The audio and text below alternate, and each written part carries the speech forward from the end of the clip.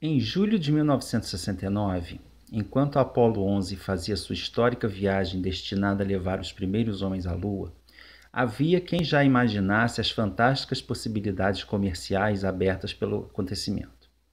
Na cidade de Belo Horizonte, um jovem sergipano que carregava consigo um mapa da superfície lunar passou a procurar possíveis interessados em adquirir terrenos ali localizados. Compensando a pouca escolaridade com uma conversa bastante fluente e demonstrando a integridade característica dos bons profissionais do ramo imobiliário, o rapaz reconhecia que nem todas as partes da Lua podiam oferecer a mesma qualidade de vida, motivo pelo qual cobrava preços mais altos pelos lotes que ficavam no chamado Mar da Tranquilidade e mais baratos por aqueles situados no Mar das Tormentas. Chegou a fechar negócio com 2 fazendeiros mineiros, antes que o empreendimento fosse abruptamente interrompido pela ação da polícia.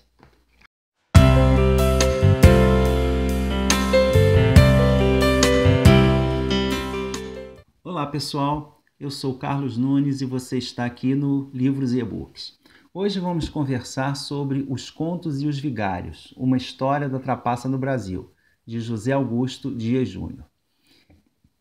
Hoje em dia, a gente lendo, ouvindo, parece quase impossível alguém cair nessa histórias do tipo, como essa que foi contada aí no início, que eu li aí para vocês. Mas o autor mostra aqui que não, pelo contrário, que desde os primórdios aí da história do Brasil, que o que não faltaram aí em nosso país foram golpistas e trambiqueiros de todo tipo. A gente usa essa expressão aí, o conto do vigário, já com facilidade, mas a gente não tem ideia do surgimento dela. O que tem a ver a palavra, o que tem a ver o vigário com essa história? Inclusive daí surgiu o termo vigarista e vigarice, Também tem a mesma origem da palavra vigário. Por quê? Na verdade não se sabe. Existem várias teorias e ele relata várias delas aqui, já desde a época aí de colônia, mas o que ele frisa é que à medida que o Brasil foi se desenvolvendo, foi havendo o desenvolvimento das cidades, de uma migração do campo para a cidade, os golpes foram se tornando cada vez mais frequentes e mais ousados, e mais criativos também. Ele relata em vários momentos, e ele frisa bastante, que os golpes, esse tipo de golpe, ele é quase como uma peça de teatro, na qual a vítima desempenha um papel importante. Se esse papel for bem desempenhado, a peça é um sucesso, e o golpe dá certo. Ele pesquisou bastante nos arquivos, aí, principalmente da polícia de São Paulo, sobre essas histórias, mas também frisa que não foi fácil. Por quê? Como geralmente a vítima de um golpe desses, ela justamente sofre o golpe porque quer se dar bem, ela às vezes nem tem como ir à polícia, fazer um registro, porque ela também está errada, porque ela quis dar um golpe e acabou sendo lesada. Então, na verdade, na maioria das vezes, acaba amargando aí o prejuízo e fica por isso mesmo. Mas existiram vários relatos, vários registros, a ponto de haverem nos jornais, de certas ocasiões, avisos de golpistas que estavam atuando na cidade, para as pessoas tomarem cuidado, porque eram verdadeiras quadrilhas que agiam lesando e aplicando golpes de todo tipo. Outra coisa que ele frisa também é que a vigarice, é um fenômeno predominantemente urbano. Por quê? Por causa do ajuntamento das pessoas e da dificuldade de localização e de conhecimento mesmo, das pessoas entre si. Em locais do interior, as pessoas normalmente se conhecem, são localidades pequenas, então fica mais difícil manter esse anonimato, que na cidade é imensamente mais fácil. Então ele vai contando assim né, do decorrer da nossa história, como isso daí foi, né, se desenvolvendo, esses tipos de golpe, de vigarice, também foi se desenvolvendo justamente com o país. No início haviam principalmente os golpes envolvendo caipiras, que traziam fortunas, às vezes bolos de dinheiro do interior para entregar em alguma instituição de caridade e acabavam sendo lesados, estavam com medo de andar pela cidade e pediam ajuda a alguém, e essa pessoa se prontificava a ajudar, principalmente quando via, né, aquele bolo de dinheiro, via aí a possibilidade de se dar bem, e acabava descobrindo que aquilo ali era uma falcatrua. Mais tarde também, ele conta que como foi o desenvolvimento vertiginoso de São Paulo. É uma cidade que do nada cresceu assim, com imensas levas de pessoas vindas de todas, não só de outras partes do Brasil, mas também do exterior. E com isso também virou um terreno fértil para a aplicação de golpes, até envolvendo nomes de empresas do governo, prestadores de serviços, porque com o desenvolvimento desenfreado, a cidade ainda tinha uma infraestrutura muito precária. E muita gente se aproveitou disso para aplicar golpes de telefone, oferecendo instalação de água, depois, mais tarde, de energia elétrica. E era tudo golpe. Uma outra situação também que ocorreu bastante foi durante a época aí da guerra, da Segunda Guerra, em que o governo tomou algumas medidas em relação aos imigrantes, especialmente italianos e japoneses, que eram muito numerosos, né, no Brasil. E essas pessoas tinham certos documentos que tinham que apresentar e fazer, né, o seu registro, estavam meio que vigiados, né, pelo governo brasileiro.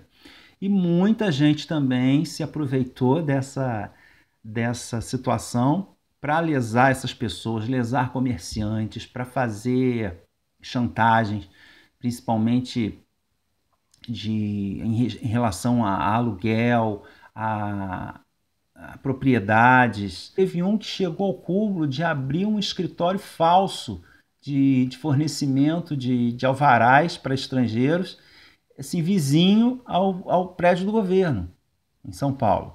O próprio prédio da instituição que fazia isso.